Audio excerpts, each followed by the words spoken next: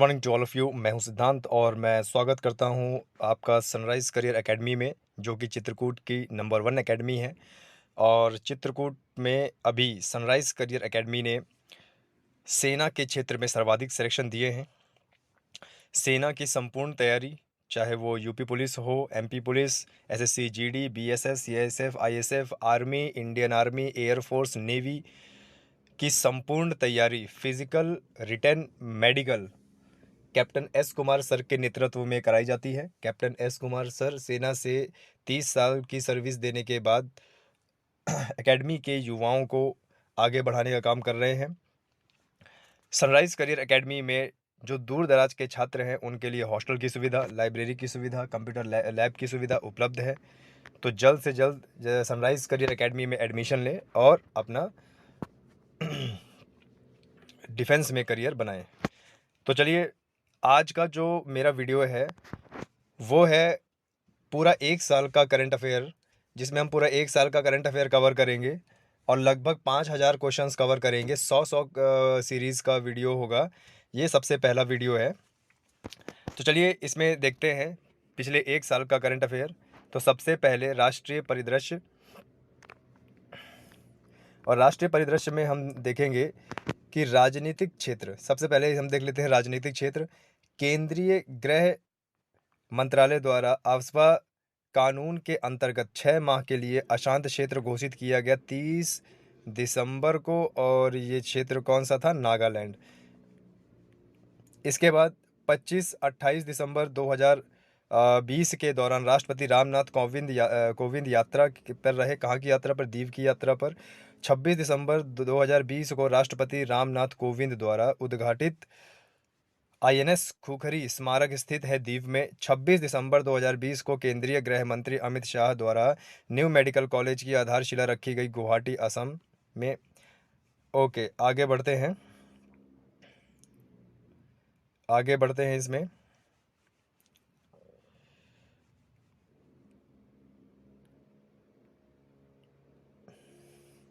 26 दिसंबर 2000 ये ठीक हो गया। 26 दिसंबर 2020 को केंद्रीय गृह मंत्री अमित शाह द्वारा न्यू मेडिकल कॉलेज की आधारशिला रखी गुवाहाटी, असम में। असम हमारा पूर्वोत्तर राज्यों में आता है। इसके बाद बात करते हैं 26 दिसंबर 2020 को पूर्व प्रधानमंत्री अटल बिहारी वाजपेयी की 96वें जयंती के अवसर पर उनकी 18 फीट ऊंची प्रतिमा का अनावरण किया गया। शिमला में जम्मू शिमला में जम्मू और कश्मीर में पुनर्गठन के बाद दिसंबर 2020 में पहली बार जिला विकास परिषद डीडीसी का चुनाव कराया गया। जम्मू और कश्मीर केंद्र शासित प्रदेश में जिला विकास परिषद की सीटों की कुल संख्या थी 280। ये बहुत ज़्यादा ज़रूरी है क्योंकि जम्मू कश्मीर से ताल्लुकात रखता है एक आर्टिकल जिसका नाम है धारा 370। और ये जो आर्टिकल है वह जम्मू कश्मीर को एक विशेष प्रावधान देता था जब हमारा संविधान बना था। लेकिन अभी बीजेपी की सरकार ने 5 अगस्त 2019 को अब हमारे संविधान से धारा 370 को हटा दिया, जिसके कारण जम्मू और कश्मीर एक पूर्ण राज्य से 2 केंद्र शासित प्रदेशों में बट गया, एक जम्मू कश्मीर और एक लेह लद्दाख। और इसके बाद जो पहले यहाँ पे चुनाव हुए हैं वो डीडीसी के हुए हैं, जिसमें कुल मिला के 280 सीटें थी। ओके, आगे आगे बढ़ते हैं हाल ही में ओके जम्मू कश्मीर जिला विकास परिषद का चुनाव में सर्वाधिक सीटें जो जीती है भाजपा ने जीती है। भारतीय जनता पार्टी ने 75 सीटें। हाल ही में स्थानीय निकायों में सुधार से संबंधित मामलों में सबसे आगे पाए गए हैं आंध्र प्रदेश और मध्य प्रदेश। वर्ष 1971 में भारतीय सशस्त्र सेनाओं द्वारा पाकिस्तान पर जीत की 50वीं वर्षगांठ 16 दिसंबर 2021 को मनाई गई। केंद्र सरकार द्वारा 16 दिसंबर 2020 से 16 दिसंबर 2021 तक की अवधि को घोषित किया गया स्वर्णिम विजय युग वर्ष। प्रधानमंत्री नरेंद्र मोदी ने नई दिल्ली में देश की नई संसद भवन का भूमि पूजन एवं शिलान्यास किया 10 दिसंबर 2020 को। अब क्योंकि इसमें संसद का नाम आया है तो मैं आपको बता देना चाहता हूँ कि जो संसद है, पार्लियामेंट्री सिस्टम जिसको इंग्लिश में बोलते हैं, ये ब्रिटेन से लिया गया है। ब्रिटेन में पार्लियामेंट्री सिस्टम चलता है, सेम वैसा ही पार्लियामेंट्री सिस्टम हमारे इंडिया में भी चलता है। और जो संसद है, ये संसद के 3 अंग होते हैं, यानी 3 चीज़ से मिलकर ये संसद बनी है। एक तो प्रेसिडेंट, एक लोकसभा और एक राज्यसभा। और जो लोकसभा है होती है वो होता है निम्न सदन, और जो राज्यसभा होती है वो होती है उच्च सदन। ओके, चलिए आगे बढ़ते हैं। नए संसद नए नए संसद भवन का निर्माण नए संसद भवन का निर्माण किया जा रहा है सेंट्रल विस्टा प्रोजेक्ट के अंतर्गत। और आगे बढ़ते हैं। नए संसद भवन के लोकसभा सदस्यों की बैठने की क्षमता होगी 1888। नए संसद भवन में राज्यसभा में सदस्यों की बैठने की क्षमता होगी 384। बता दें अभी वर्तमान में लगभग 550 लोकसभा में सीटें हैं और 250 लगभग राज्यसभा में सीटें हैं, लेकिन क्योंकि लगातार जनसंख्या बढ़ रही है इसके अंतर्गत जो यूँ मान के चलिए सीटें हैं वो बढ़ाई जा रही हैं।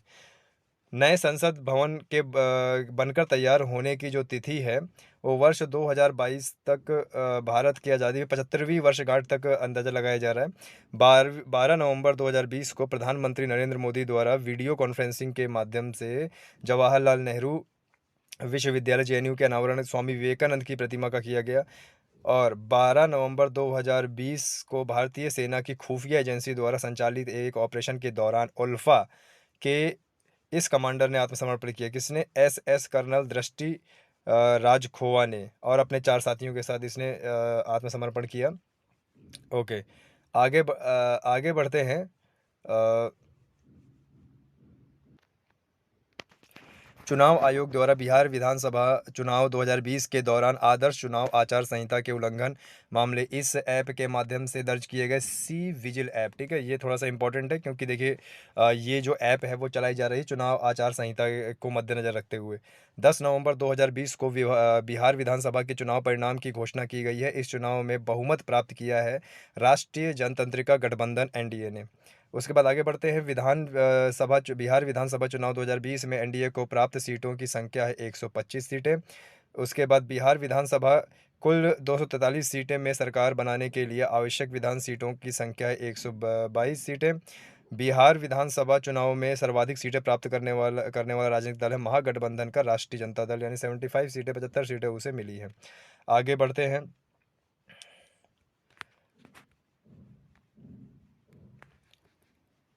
बिहार विधानसभा चुनाव 2020 में डाले गए मतों का प्रतिशत रहा 57.05। एक क्वेश्चन छूटा जा रहा है, इसको देखते हैं।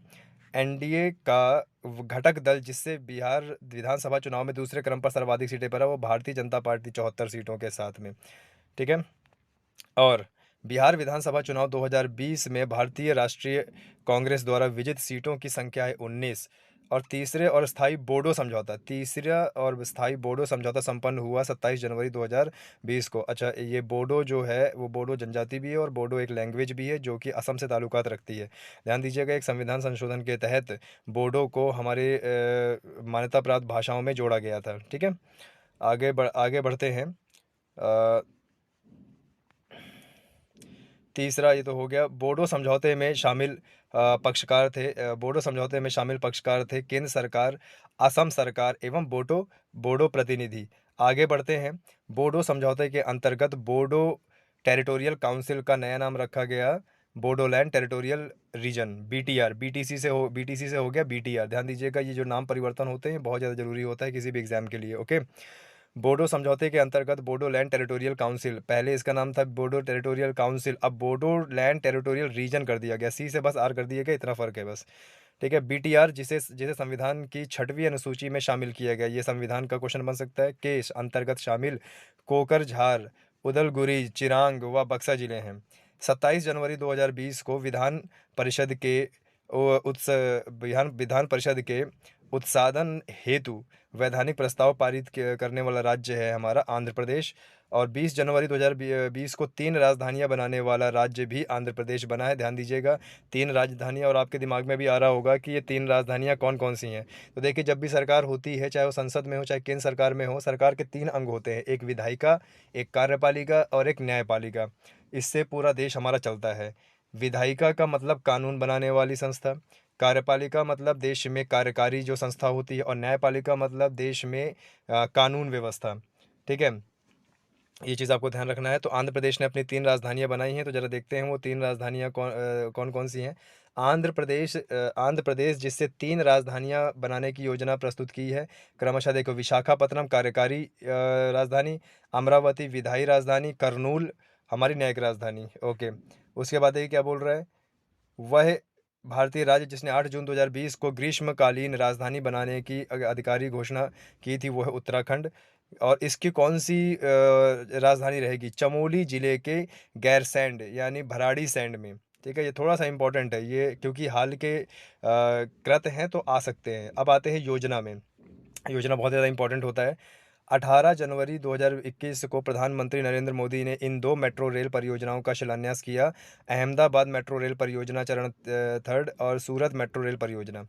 नेक्स्ट 15 जनवरी 2021 को कौशल विकास एवं उद्यमिता मंत्रालय द्वारा देश भर के लगभग 717 जिले में इस योजना के तीसरे चरण का शुभारंभ किया गया। अब देखिए ये जो योजना है ये बहुत ज़्यादा न्यूज़ में रहता है आजकल, और इससे क्वेश्चन बनते हैं। प्रधानमंत्री कौशल विकास योजना यानी PMKVY 3.0।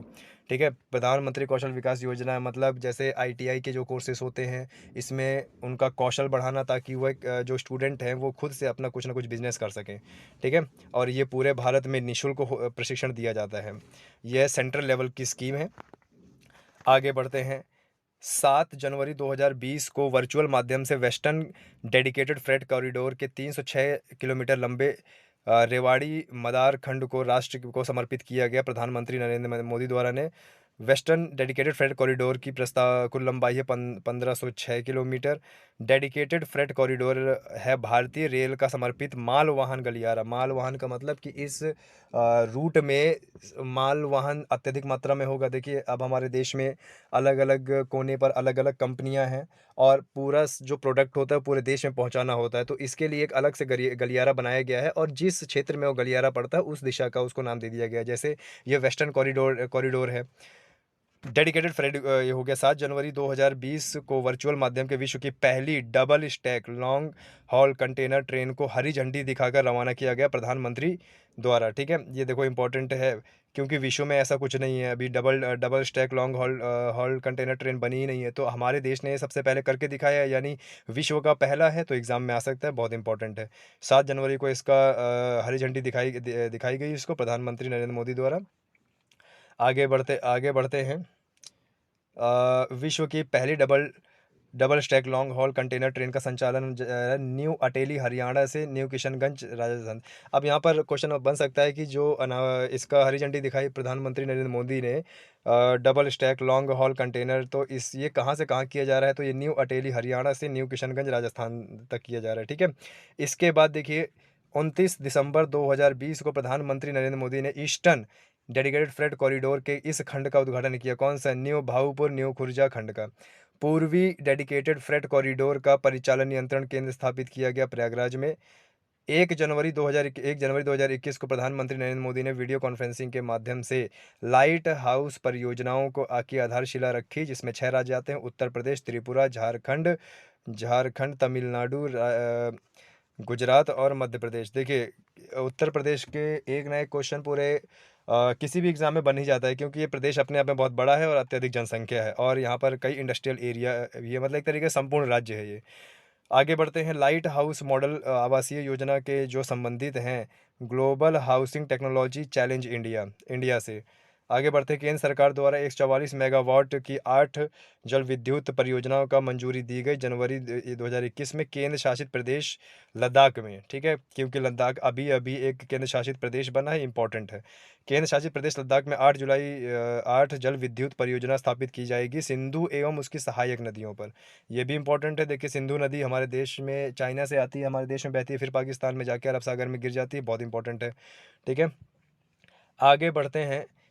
केंद्र शासित प्रदेश लद्दाख में 8 जुलाई, ओके ये तो हो गया। 27 दिसंबर 2020 को गृह मंत्री अमित शाह ने थौबल बहुउद्देशीय परियोजना का उद्घाटन किया मणिपुर में। ये चीज़ हुआ। उसके बाद देखिए आयुष्मान भारत, ये नई स्कीम है आयुष्मान भारत, बहुत एग्जाम्पल है, बहुत इंपॉर्टेंट है आयुष्मान भारत। इसका भी क्वेश्चन बनता है यूपीएससी में, तो खासकर आयुष्मान भारत प्रधानमंत्री जन आरोग्य योजना सेहत ABPMJY का शुभारंभ हुआ 26 दिसंबर 2020 को। आयुष्मान भारत प्रधानमंत्री जन आरोग्य योजना सेहत से लाभान्वित केंद्र शासित प्रदेश जम्मू और कश्मीर होगा। सेहत योजना का पूर्ण, अब इसका फुल फॉर्म भी आ सकता है, देखिए social endeavour health and telemedicine, सेहत का फुल फॉर्म है। 25 दिसंबर 2020 को प्रधानमंत्री किसान सम्मान निधि योजना के तहत वित्तीय लाभ की 7वीं किस्त द्वारा जारी किए गए माध्यम से देश के 9 करोड़ से ज़्यादा किसान के खाते में जमा कराए गए करोड़। 24 दिसंबर 2020 को 10,000 करोड़ के विकास परियोजना की घोषणा करने वाला राज्य कौन सा है? केरल। केरल का भी बहुत ज़्यादा एग्जाम में आता है, थोड़ा सा ध्यान देना है इस पर भी। आगे हम बढ़ते हैं।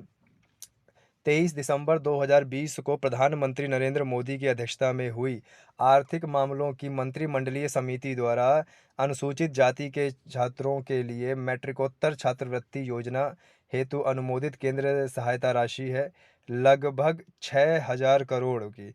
वर्ष 2021 और 2025 की अवधि के दौरान ये दी जाएगी। आगे बढ़ते हैं। अनुसूचित जाति के छात्रों के लिए मैट्रिकोत्तर मैट्रिकोत्तर छात्रवृत्ति योजना है केंद्र प्रायोजित योजना।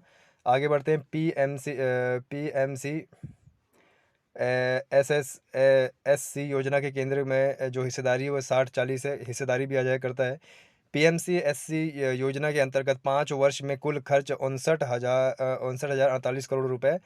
पीएमसीएससी योजना का उद्देश्य है अनुसूचित जाति के 10वीं पास छात्र को आगे उच्चतर शिक्षा जारी रखने हेतु आर्थिक मदद दी जाएगी। स्कॉलरशिप मान के चलिए एक तरह का। आगे, हाल ही में उत्तर प्रदेश मंत्रिमंडल की बैठक में प्रदेश के पहले आयुष विश्वविद्यालय का नाम गुरु गोरक्षनाथ के नाम पर रखने को मंजूरी प्रदान की गई है और यह विश्वविद्यालय स्थापित होगा गोरखपुर के चौरी चौरा में।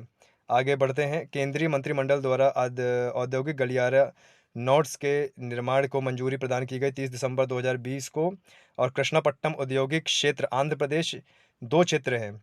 कौन कौन सा? देखिए, एक है हमारा कृष्णापट्टनम औद्योगिक क्षेत्र आंध्र प्रदेश और एवं तुमुकर औद्योगिक क्षेत्र कर्नाटका में। दूसरा 18 नेक्स्ट बढ़ते हैं। 18 दिसंबर 2020 में बिजली क्षेत्र के कौशल विकास के लिए भारत में पहला उत्कृष्ट केंद्र जिसे देश की मदद से शुरू किया जा रहा है वो है फ्रांस। बिजली क्षेत्र में कौशल विकास हेतु भारत का पहला उत्कृष्ट केंद्र स्थित है राष्ट्रीय सौर ऊर्जा संस्था गुरुग्राम हरियाणा के परिसर में। आगे बढ़ते हैं। 18 दिसंबर 2020 को उत्तर प्रदेश के जेवर में बन रहे ग्रीनफील्ड हवाई अड्डा, ये बहुत इंपॉर्टेंट है, यूपी में जेवर में बन रहे हवाई अड्डे का नाम है नोएडा अंतर्राष्ट्रीय ग्रीनफील्ड हवाई अड्डा। बहुत इंपॉर्टेंट है, एग्जाम में आया भी हुआ है और आएगा भी। द नोएडा इंटरनेशनल एयरपोर्ट को लोगो सारस पक्षी, इसका जो लोगो है वो सारस पक्षी है और सारस पक्षी हमारे उत्तर प्रदेश का राजकीय पक्षी भी है। उत्तर प्रदेश का भारत सरकार को के पेट्रोलियम एवं प्राकृतिक गैस मंत्रालय द्वारा भारत का 8वां उत्पादन बेसिन राष्ट्र को समर्पित किया गया 20 दिसंबर 2020 को। आगे बढ़ते हैं।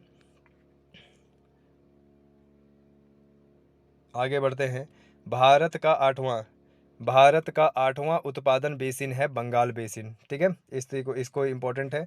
बंगाल बेसिन अवस्थित है अशोकनगर 1 में। आइए, अशोकनगर 1 का 24 परगना जिला पश्चिम बंगाल में। आगे बढ़ते हैं। 15 दिसंबर 2020 को प्रधानमंत्री नरेंद्र मोदी द्वारा शिलान्यास किया गया भारत के सबसे बड़े हाइब्रिड अक्षय ऊर्जा पार्क की स्थापना की जा रही है। कहाँ पे? कच्छ, गुजरात में। ओके, आगे बढ़ते हैं। गुजरात के कच्छ में स्थापित किए जा रहे हाइब्रिड अक्षय ऊर्जा पार्क की अधिकतम क्षमता क्या होगी? 30,000 मेगावाट। ये आ सकते हैं एग्जाम में। 15 दिसंबर 2020 को प्रधानमंत्री ने समुद्री जल को स्वच्छ जल बनाने के लिए एक विलवणीकरण यंत्र का शिलान्यास किया। इस यंत्र की स्थापना की जा रही है मांडवी, कच्छ, गुजरात में। आगे बढ़ते हैं। 10 दिसंबर 2020 को केंद्रीय मंत्री नितिन गडकरी द्वारा बिहार राज्य में 1.5 किलोमीटर लंबे पुल का वर्चुअल माध्यम से उद्घाटन किया गया। कहाँ पर? कोइलवर पुल। इसका नाम है कोइलवर पुल में। ठीक है, आगे बढ़ते हैं। कोइलवर पुल स्थित है सोन नदी पर। 26 नवंबर 2020 को भारत के लिए एसडीजी सतत विकास लक्ष्य निर्देशक मानचित्र लॉन्च किया गया। संयुक्त राष्ट्र विकास कार्यक्रम यूएनडीपी तथा इन्वेस्ट इंडिया द्वारा संयुक्त रूप से। आगे बढ़ते हैं। नेक्स्ट, इस निवेशक मानचित्र में 6 महत्वपूर्ण एसडीजी क्षेत्र के इतने क्षेत्रों के निवेश के अवसर के अनुकूल चिन्हित किया गया 18 निवेश अवसर क्षेत्रों को। आगे 25 नवंबर 2020 को केंद्रीय सामाजिक न्याय और अधिकारिता मंत्री थावरचंद गहलोत द्वारा ट्रांसजेंडर लोगों के लिए लॉन्च किया गया एक राष्ट्रीय पोर्टल एवं गुजरात के वडोदरा के एक Garima Griha a shelter home for transgender person, transgender जो थर्ड जेंडर होता है उनके लिए ये चीज़ है। आगे 22 नवंबर 2020 को प्रधानमंत्री नरेंद्र मोदी द्वारा भारत सरकार के जल जीवन मिशन के अंतर्गत ग्रामीण पेयजल आपूर्ति परियोजना का शिलान्यास किया गया। उत्तर प्रदेश के मिर्ज़ापुर एवं सोनभद्र जिलों में इम्पोर्टेंट है। ठीक है, उत्तर प्रदेश यूपी जीके में भी इम्पोर्टेंट है। आगे बढ़ते हैं। 20 नवंबर 2020 को सस्ते व स्वच्छ परिवहन ईंधन की उपलब्धता को बढ़ाने के लिए सतत परिवहन की दिशा में स्थायी विकल्प के लिए पेट्रोलियम एवं प्राकृतिक गैस मंत्रालय व शीर्ष तेल व गैस वितरण कंपनियों में समझौता हुआ। देश भर में 900 संपीड़ित बायोगैस संयंत्रों की स्थापना के लिए ध्यान देना है, ये नंबर इम्पोर्टेंट है। आगे बात करते हैं। 17 नवंबर 2020 को ऊर्जा दक्षता सेवा लिमिटेड ने संयुक्त रूप से भारत की पहली अभिसरण परियोजना आरंभ की, गोवा राज्य में नवीन एवं नवीकरणीय ऊर्जा विभाग के साथ मिलकर। आगे बढ़ते हैं। 13 नवंबर 2020 को 5वें आयुर्वेद दिवस के अवसर पर प्रधानमंत्री नरेंद्र मोदी द्वारा राष्ट्र को समर्पित आयुर्वेद संस्था क्रमशः जैसे भारतीय आयुर्वेद शिक्षण एवं अनुसंधान संस्था जामनगर तथा राष्ट्रीय आयुर्वेद संस्था जयपुर, ये जामनगर वाला संस्था और जयपुर वाला ये दोनों इंपॉर्टेंट है। आगे 9 नवंबर 2020 को प्रधानमंत्री नरेंद्र मोदी ने 614 करोड़ से अधिक की 30 विकसित विकास परियोजनाओं का उद्घाटन व शिलान्यास वीडियो कॉन्फ्रेंसिंग के द्वारा किया। किसके लिए? वाराणसी के लिए, जो कि उत्तर प्रदेश का एक जिला है और वाराणसी प्रधानमंत्री नरेंद्र मोदी का लोकसभा क्षेत्र भी है। आगे बढ़ते हैं। 24 अक्टूबर 2020 को प्रधानमंत्री नरेंद्र मोदी ने वर्चुअल माध्यम से गुजरात में उद्घाटन किया 3 परियोजनाओं का। ठीक है, ये 3 परियोजनाएं हैं। किसान सर्वोदय योजना, UN Mehta institute of cardiology and research centre की पेडियाट्रिक हार्ट हॉस्पिटल की स्थापना तथा गिरनार रोपवे। एशिया का सबसे बड़ा कार्डियोलॉजी सेंटर है UN Mehta institute of cardiology and research centre. आगे नेक्स्ट 17 अक्टूबर 2020 को उत्तर प्रदेश के मुख्यमंत्री योगी आदित्यनाथ द्वारा महिला सुरक्षा के लिए मिशन शक्ति चलाया गया। मिशन शक्ति का शुभारंभ किया राज्यपाल द्वारा लखनऊ में राज्यपाल द्वारा किया गया और मुख्यमंत्री द्वारा बलरामपुर जिले में किया गया। ये थोड़ा सा इंपॉर्टेंट हो जाता है। आगे जोजिला एक दर्रा भी है, जोजिला टनल भी है। जोजिला टनल की आधारशिला रखी गई 15 अक्टूबर 2020 को। जोजिला टनल जोड़ेगा श्रीनगर के लेह के कारगिल जिले को और जोजिला टनल की लंबाई होगी 14.15 किलोमीटर। जोजिला टनल का निर्माण राष्ट्रीय राजमार्ग 1 NRF 1 पर किया जाएगा। 14 अक्टूबर 2020 को केंद्र शासित प्रदेश जम्मू कश्मीर व लद्दाख के लिए 520 करोड़ के 5 वर्षीय पैकेज की मंजूरी प्रदान की गई। दीनदयाल अंत्योदय योजना राष्ट्रीय ग्रामीण आजीविका मिशन के तहत 15 अक्टूबर 2020 को जनजातीय मामलों के मंत्रालय द्वारा जनजातीय के समग्र विकास के लिए शुरू किया गया टेक फॉर ट्राइबल अभियान जनजातियों के लिए। 12 अक्टूबर 2020 को रक्षा मंत्री राजनाथ सिंह ने आधारशिला रखी नेचिपू सुरंग की। वह राज्य जहाँ 450 मीटर लंबी नेजुबू सुरंग बननी है अरुणाचल प्रदेश में। ध्यान दीजिएगा, अरुणाचल प्रदेश और चाइना मैकमोहन लाइन में काफ़ी विवाद रहता है और काफ़ी बार पूछा जाता है। अरुणाचल प्रदेश बॉर्डर बनाता है चाइना से। 11 अक्टूबर 2020 को प्रधानमंत्री नरेंद्र मोदी ने लोगों को संपत्ति कार्ड प्रदान करने की किस योजना की शुरुआत की? प्रधानमंत्री स्वामित्व योजना। आगे 9 अक्टूबर 2020 तक प्रत्येक ग्रामीण घर में नल कनेक्शन उपलब्ध करवाकर देश का पहला हर घर जल राज्य बनने का गौरव गोवा राज्य को प्राप्त हुआ है। इम्पोर्टेंट है। आगे बढ़ते हैं और यहीं से हमारा लास्ट होगा 9 अक्टूबर। ओके, वह राज्य जहां अक्टूबर 2020 में कर्मचारी राज्य बीमा ESI के विस्तार की सूचना केंद्र श्रम रोजगार मंत्रालय द्वारा दी गई अरुणाचल प्रदेश में। तो यहाँ से मैं नेक्स्ट वीडियो में फिर से मिलूँगा। तब तक जय हिंद, जय भारत।